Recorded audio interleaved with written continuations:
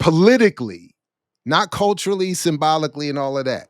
Politically, Andor is in terms of commercial media everything that many Sinners supporters want that film to be. I mix what I like, what I like, what I like, what I like, what I like. There is one other thing about that I didn't say in those initial thoughts was that it's been bothering me a little bit too. And I know there's a line in there to defend it, but are we just going to pass over the fact that remember the protagonists are gangsters who want to become businessmen. That theme is not new. Just one thing. So we're used to rooting for the smart gangster trying to go, legit. But are we just supposed to pass over? Like, we are supposed to just pass over the fact that they shot two black men who, out of poverty and necessity, were looking to steal. And even after, because I know that the defense of that is in the film is one of the attempt. One of the thieves is saying, "I didn't know it was you." Because it's one of the twins is like, "You robbing from me?" And the dude's like, "I didn't know it was you." But he shoots the other one anyway, just at a GP to let folks know it's not okay to steal from him. And we're just supposed to be like, we're supposed to root for that.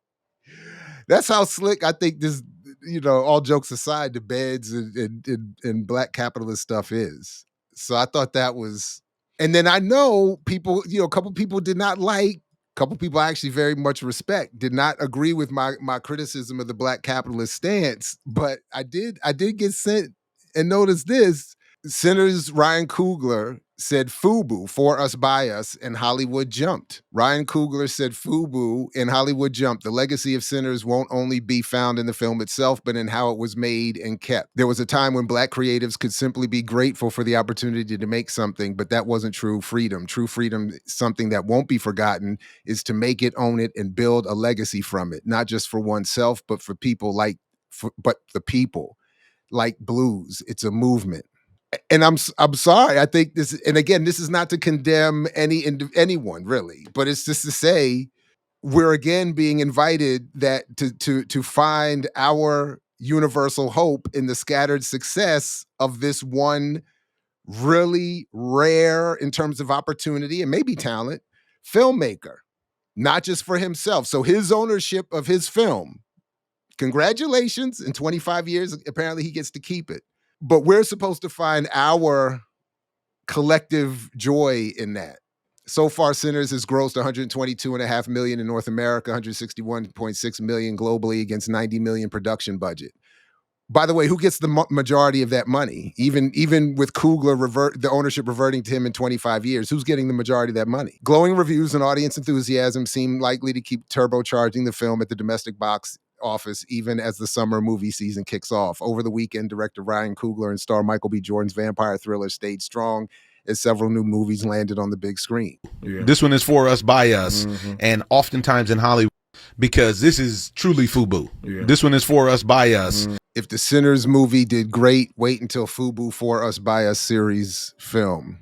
And apparently last year, Radar's Pictures is developing a FUBU scripted series about iconic hip-hop clothing brand, which is, again, all congratulations, but we're back to black entrepreneurialism as the celebrity. So again, my point isn't that it's, as some have misheard me, I've never said it was, I've never even attempted to judge it as a good or bad film. I never attempted to judge Coogler as an individual or anything about it. I just noticed this theme. And I would like to raise a hand and say, can we just be a little cautious of the theme here? Because as a lot of people talk about liking it, except for the Black Christian community, the Black Christian TikTok community is apparently on fire. Sorry. They are not happy at all. So I'm not condemning it on the basis of that. In fact, if anything, I like the criticism of religion that the film has.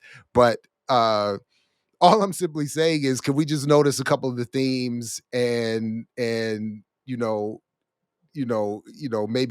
reassess what we think some of the politics are. There's a lot of folks are saying a lot, but as Coogler, and I did show it, he says himself, you gotta fill in the gaps. I'm not trying to lead you anywhere. And that's, and let me just add on a little bit to what I was talking about last night.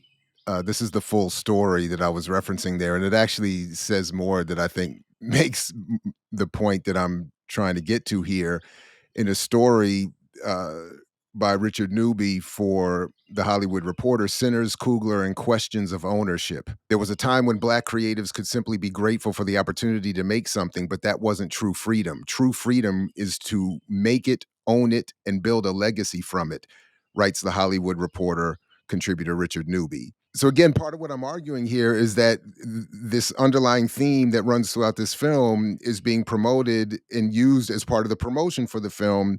Ownership, and in particular, Ryan Coogler's eventual ownership of the film. But as I've been arguing for years, mostly in the context of hip hop and other forms of popular culture, the point of ownership, that is specifically, as I've been talking about for years, as as it relates to the ownership of various media outlets, people talking about the value of Black owned media.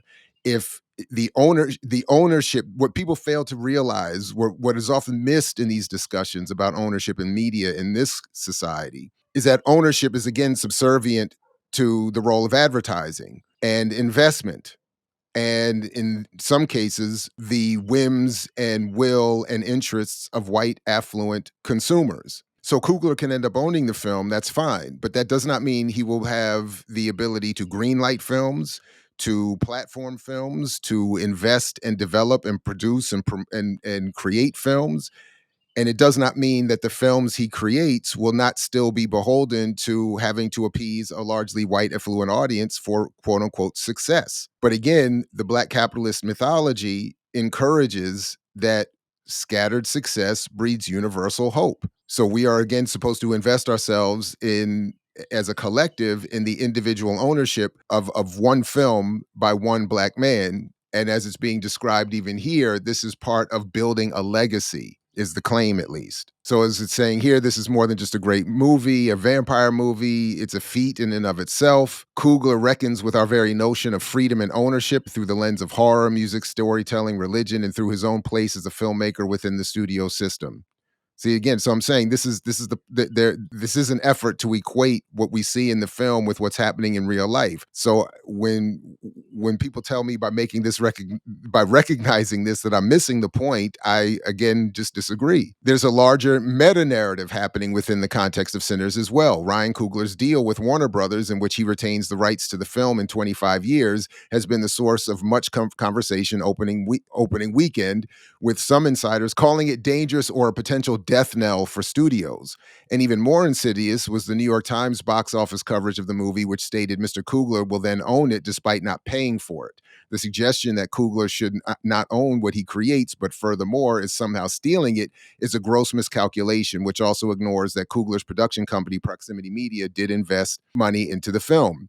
And again, this is something that I've struggled with in the past, American Fiction being one example of it, that when we don't pay enough attention, we don't see that, for instance, what is happening here is a New York Times condemnation of Black male ownership, or the New York Times condemning the removal to any extent ownership of pop culture from the established corporate system, should not be taken by the rest of us as an automatic, we then must defend those who they are criticizing, because in the end, as was the case with my problems in what I've missed in American Fiction, is we end up defending the shortcomings of the Black bourgeoisie and giving them justification for making whatever they make, however they make it, doing whatever they do with it politically, with whatever political positions they take. In other words, we end up defending the Black bourgeoisie instead of holding them up as a class,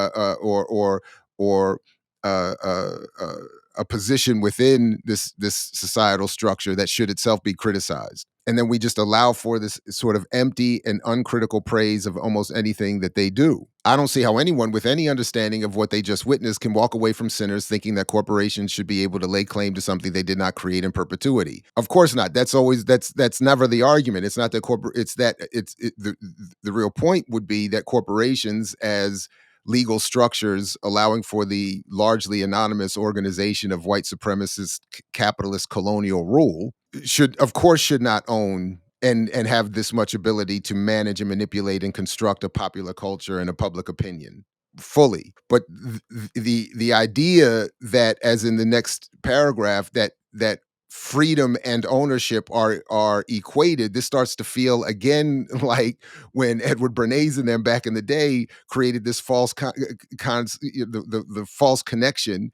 between freedom and capitalism and democracy. Ownership is not freedom.